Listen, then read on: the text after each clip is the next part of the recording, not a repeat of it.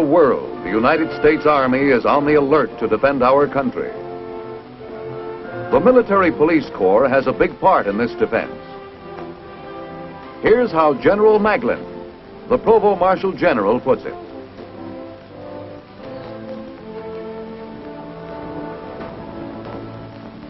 The broad scope and diversity of military police activities are not generally recognized. Few realize the extent of the training necessary to prepare select soldiers for their various duties. You will see portrayed here some of that training and its application on beachheads, in battlefields, in foreign lands, and at home.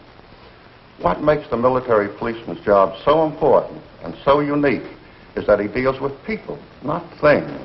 There is no yardstick to guide him in controlling human behavior. He can do his job only by specialized training and what he gains from experience.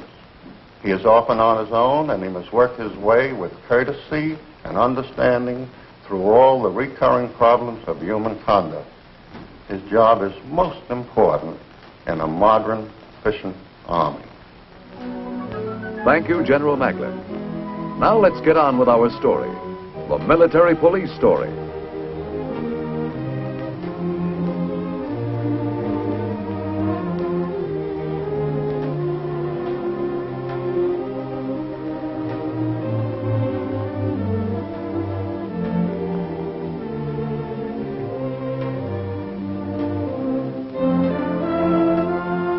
Well, everybody knows the job of the MP, the military policeman, to make life miserable for the rest of the Army.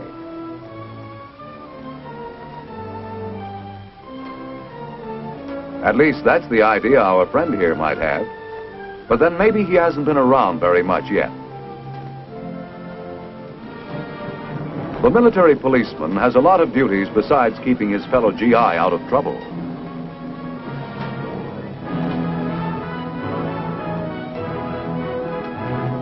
He's a combat soldier as well as the policeman of the Army. He's a fighting cop. Along with a helmet full of other things, it's up to him to control the tremendous traffic of war. And it's his job to handle the prisoners of war.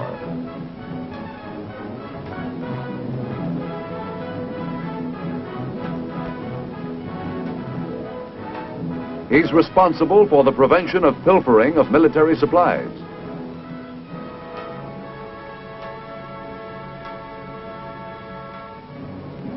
And you were as apt to find him running down guerrilla fighters in the Korean hills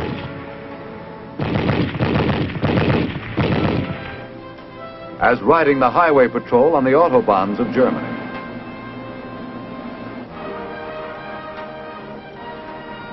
Yes, a lot of knowledge and a lot of training goes into the making of today's MP. Camp Gordon, Georgia, a few miles out of Augusta, is where it all begins. Home base for the Military Police Corps. Most of your Army's MPs, scattered around the globe today, once entered this gate as raw recruits.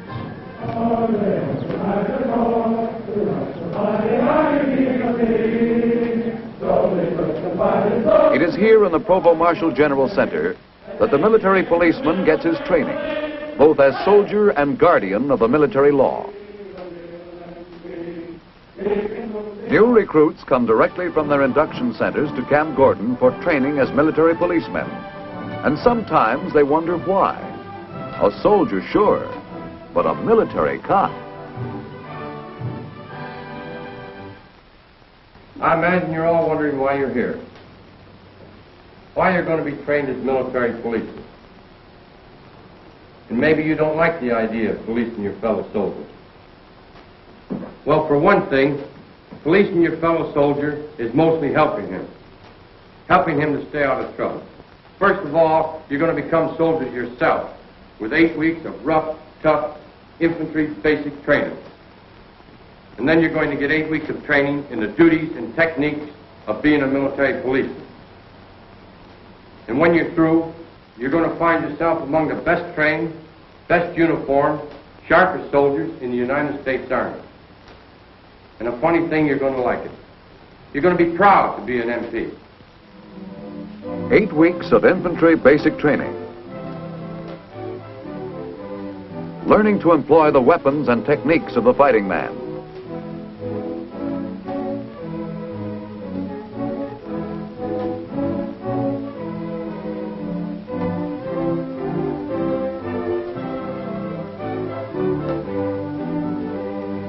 And then training for all the specialized duties of the military policeman.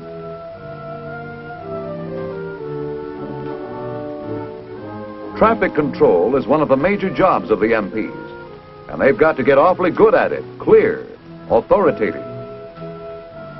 It's tough enough to handle traffic at a busy intersection during a peak hour, but if you ever have to keep big troop movements flowing where the enemy might be dropping shells on a road you're controlling, well, you've got to learn to think and move fast.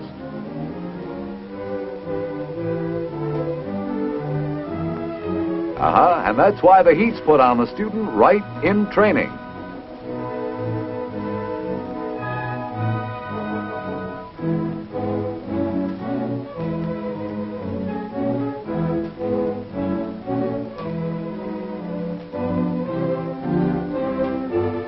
Trouble. And it's time for a cool head. Not that kind, though. It won't help.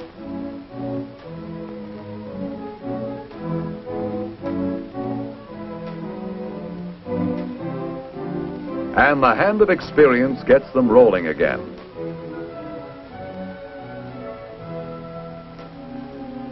Apprehension of military offenders and suspects is another MP duty. Strongly stressed in the techniques and attitude of the military police is the use of only as much force as is reasonably necessary in effecting an apprehension. But you never take a chance on your suspect packing a concealed weapon. A false move with this method of wall search, and an MP's in a position to handle it.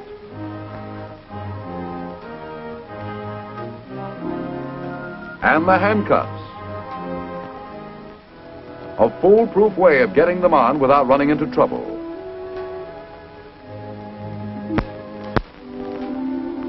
Where there's no question of the intentions of the man to be apprehended, the military policeman has learned to take care of him too. Sideout.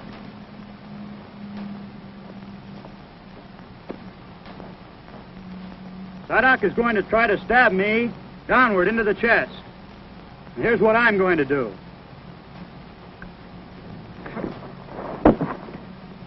Force the knife out of the man's hand. Pick it up. Now, here's the way we're going to break it down for you. At the starting position, the knife will be held up in the air, prepared to stab downward into my chest in this manner. Starting position. Shut. Move. At ready, one. As he brings the knife downward toward my chest, I block with my left forearm against his wrist. Ready? One. At ready, two. I reach my right arm underneath his arm, take a hold of my own hand, lock my elbows together, and force him down to the ground, kneeling on his shoulder to make him drop the knife. Again, pick the knife up. Do not let him keep it. Against wooden knives for training purposes instead of cold steel, the ancient and effective techniques of judo are mastered by the military policeman for dealing with a tough customer.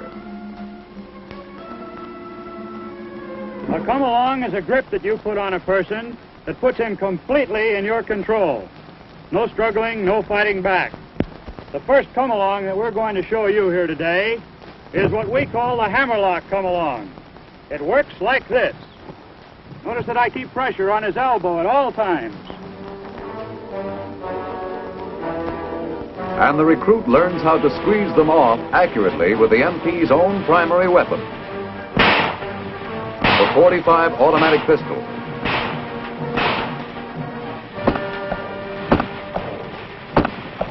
This phase of instruction is a practical exercise on riot control. The general situation: a mob of approximately 600 gathered in front of the governor's palace.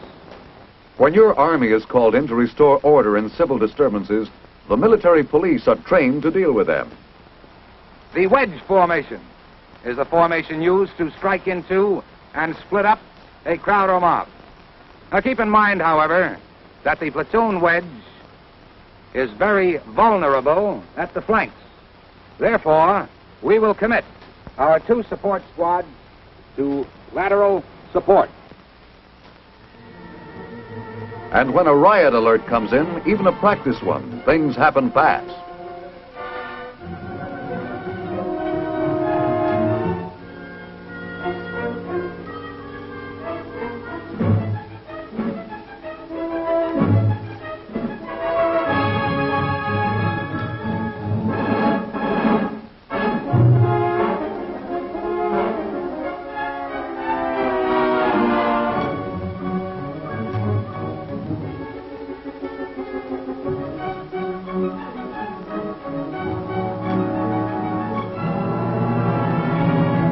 An important rule in riot control, as with other MP work, is to exert the least force necessary to do the job. A show of strength by a determined-looking MP outfit is sometimes sufficient in itself to discourage a civil disturbance.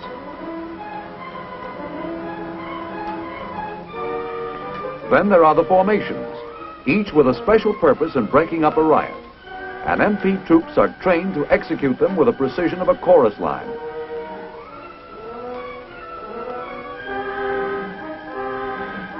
The wedge formation, a line of bayonets to keep a mob moving, avoids bloodshed, but restores law and order when the MPs are called on for the job. Smoke helps too, harmless, but it's some protection against violence if the mob gets rough, and a psychological weapon to discourage the rioters.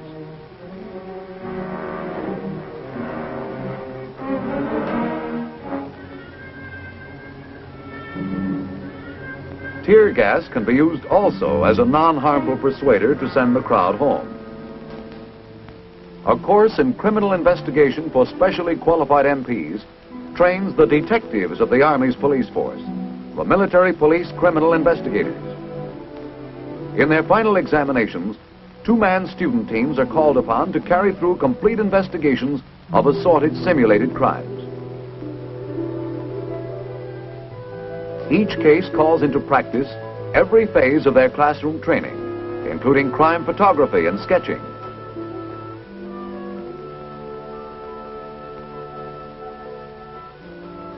Our pair of student detectives here would appear to have a combination murder-robbery on their hands. Every shred of evidence, every clue, is carefully noted and preserved. And let not our military Sherlocks overlook any possible bet.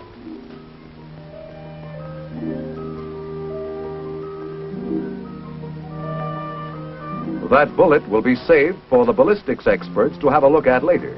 It may identify the killer's gun. Fingerprinting is, of course, a vital subject for the military police investigators. Match the prints left by the killer, and it's positive identification. You've got your man.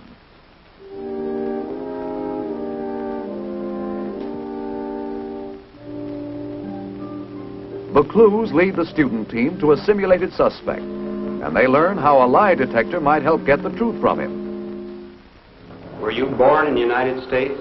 Yes. The investigators find out that all questions for the lie detector must be short, clear, and require only a yes or no answer to properly evaluate the suspect's responses on the machine. Can you drive a car? Yes. The inking device on the lie detector chart would indicate symptoms of disturbance in the suspect's mind if this were the real thing and he were lying. Do you know who shot Corporal Smith? No. And so the student detectives get a first-hand knowledge of a modern weapon in the war against crime.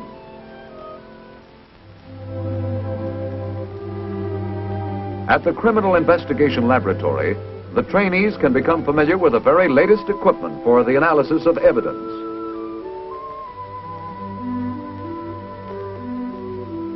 For the testing and examination of materials that might help to solve a crime, the laboratory at Camp Gordon serves all the armed forces, as well as lending assistance to civil authorities. Here the spectrograph burns a minute sample of the material to be examined for possible connection with the crime. Discovery of a tiny portion of a substance may help piece together the story. So sensitive is this device that a study of the photographed spectrum of the colors produced by the burning can actually detect the presence of a material making up only 1 part per million of the tested sample. Wet chemistry analysis probes into the content, too, of submitted evidence, may come up with the answer to a crime mystery in the indication of a poison or narcotic.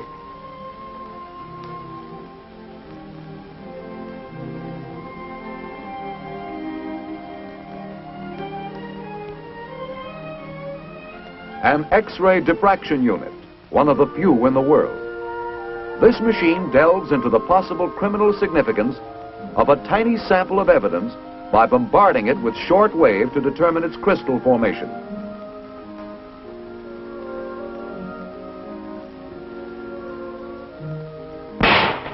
In the ballistics department, bullets are fired from suspected guns to be checked with bullets found at crime scenes.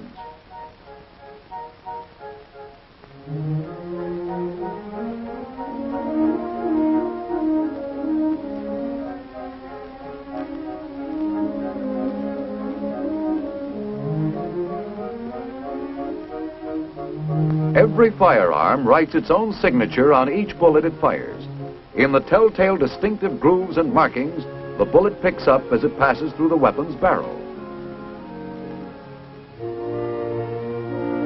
The matching of a bullet used in the commission of a crime with a bullet fired in a ballistics chamber has solved many a killing and other type of crime.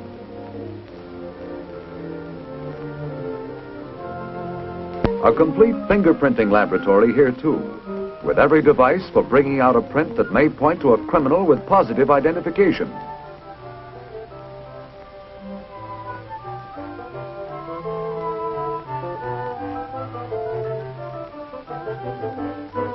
A section of the laboratory also devoted to the examination of question documents for the comparing of handwriting, typewriter characteristics, checking for invisible writing. Yes, when a man completes his training as an MP, those initials spell something different to him than when he showed up as a recruit. Responsibility, pride, knowledge, MOS, Military Occupational Specialty 1677. Military policeman. And so, ready for assignment, ready to answer the next call from whatever spot on the globe it might come, the call for a trained MP. Maybe it's Germany, and one of the many important MP functions there, the Highway Patrol.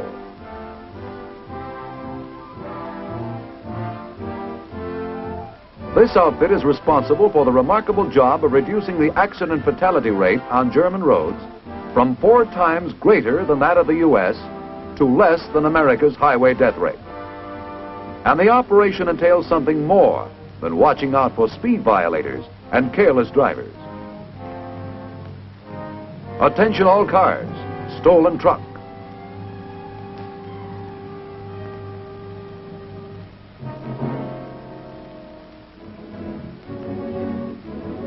The profits run high on stolen government property, but the military police are constantly putting practitioners of the trade out of business.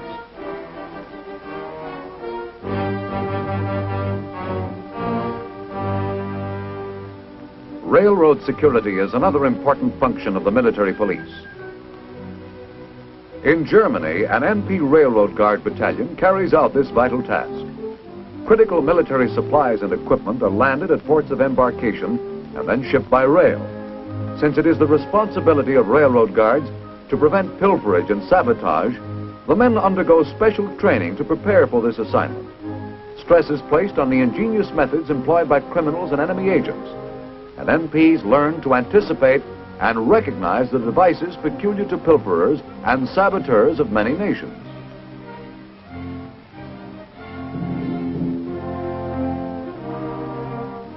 Although Railroad Guard MPs often patrol lonely, relatively peaceful areas, they are also trained to protect supply lines in combat.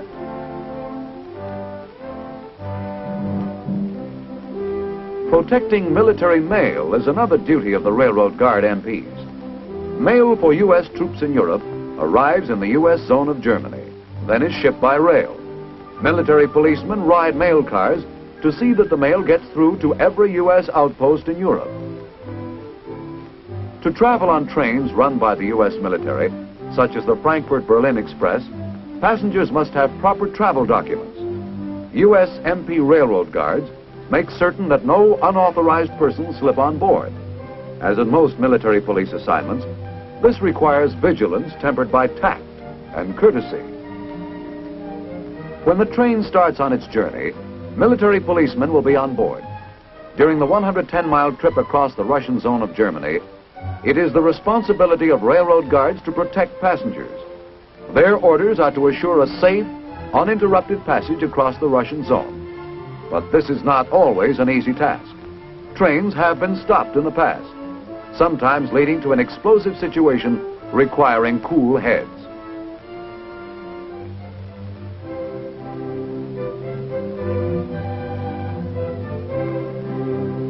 A train similar to the Frankfurt-Berlin Express, called the Mozart, passes through the Russian zone of Austria. It travels from Munich to Vienna. From the time passengers climb aboard a military train until they disembark, MP railroad guards make sure that everything goes smoothly. MPs in the U.S. sector of Berlin have one of the touchiest jobs ever assigned the military police corps. Working on a powder keg, they must employ tact and diplomacy as two of their most important weapons. With most streets separated from the Soviet sector only by a barricade, each MP realizes that, in a sense, he must be an unofficial U.S. diplomatic representative.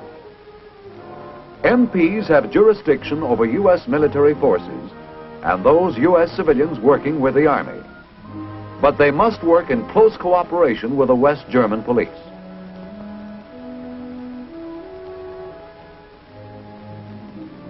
The last horse platoon in the United States Army has been organized to help keep the delicate situation in Berlin from getting out of hand. Their primary function is to quell civil disturbances.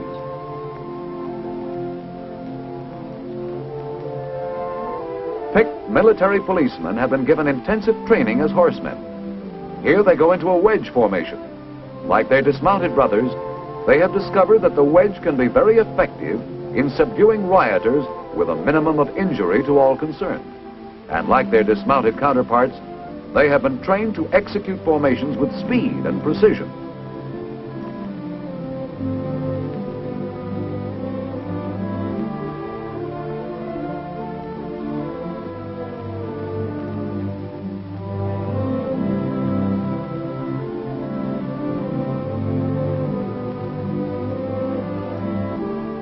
These MPs double as steeplechase jockeys. When trouble lies ahead, they're prepared to hurdle any obstacles in the way. Another activity of the military police in Germany is the customs unit. Although customs points are essentially the responsibility of the German customs police, U.S. military policemen work in close cooperation with them. Sometimes their work can be routine, such as checking the credentials and baggage of an American sergeant and his wife bound for leave in Italy.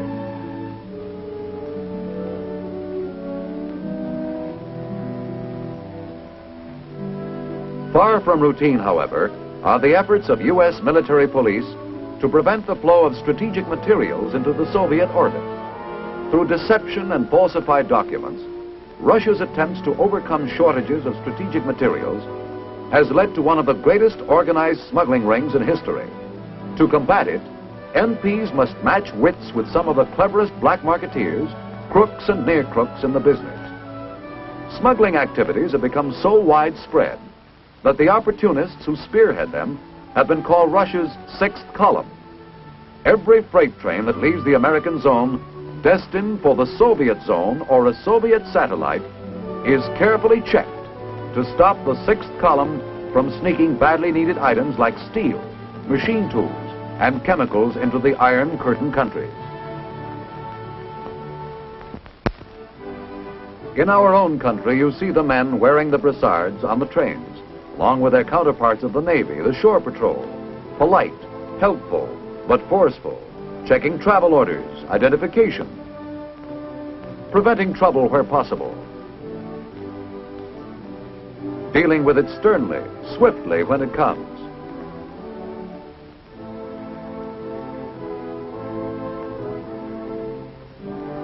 You'll find the MPs on duty at the harbors, the ports of embarkation, at the docks where military supplies and personnel are headed overseas.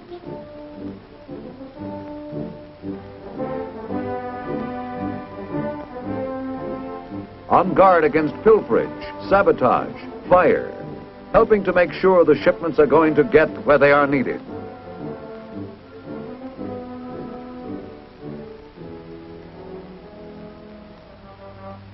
And of course, the MPs have been busy in Korea. A tremendous job, traffic control.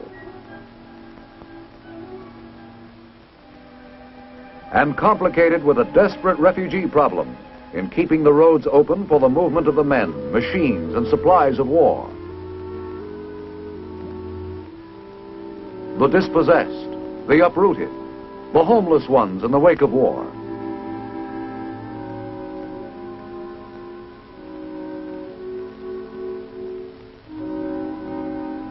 And at the moment of stern military necessity, these people still must be dealt with in the decent way of a democracy. Refugee control, another job of the military police. And on the job, making sure with detection devices that the enemy is not using our humanitarianism to smuggle in weapons behind the line. Road reconnaissance, too, a part of traffic control. A bridge bombed out, a road blocked, and the MPs have to come up fast with the answers on the alternate routes, detours. And so road reconnaissance crews keep constant check on routes, condition of bridges, facilities of every road in the area. Security behind the lines in a combat zone is pretty much up to the military police, too. In Korea, it meant a constant alert and plenty of action against roving guerrilla bands.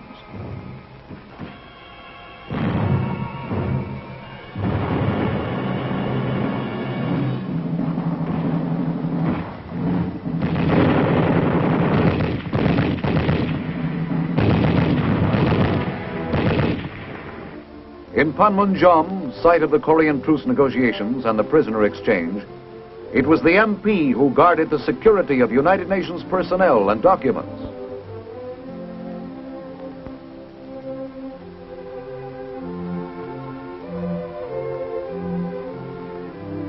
Men to be depended upon in a delicate situation, to carry on their duties without incident while rubbing elbows with the enemy.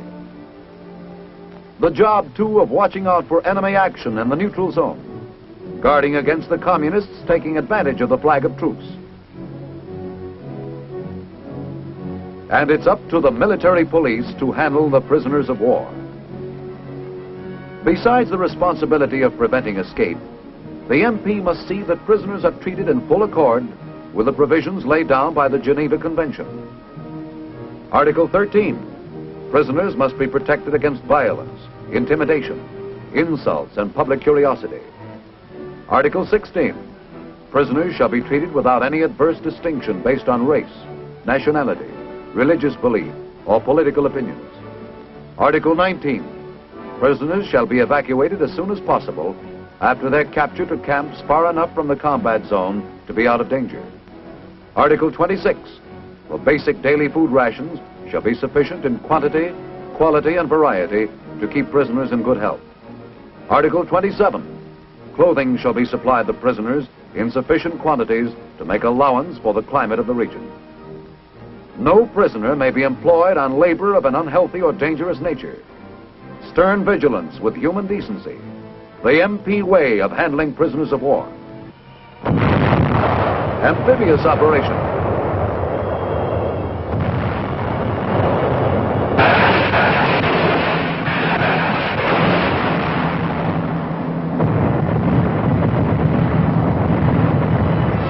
and landing party away.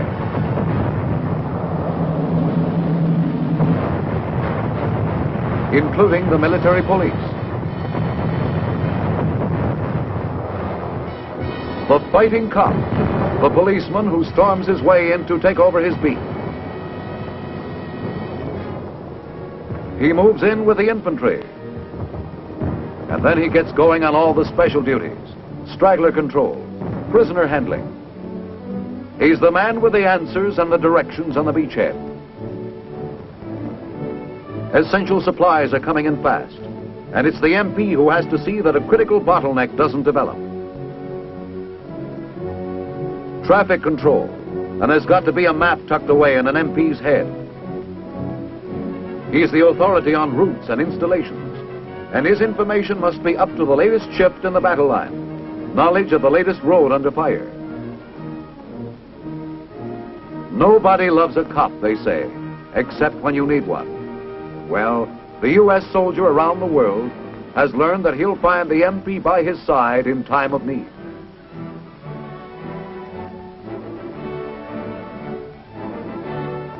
His fellow soldier knows the military policeman as a soldier second to none. He's found the work of the MPs a vital part in our nation's defense.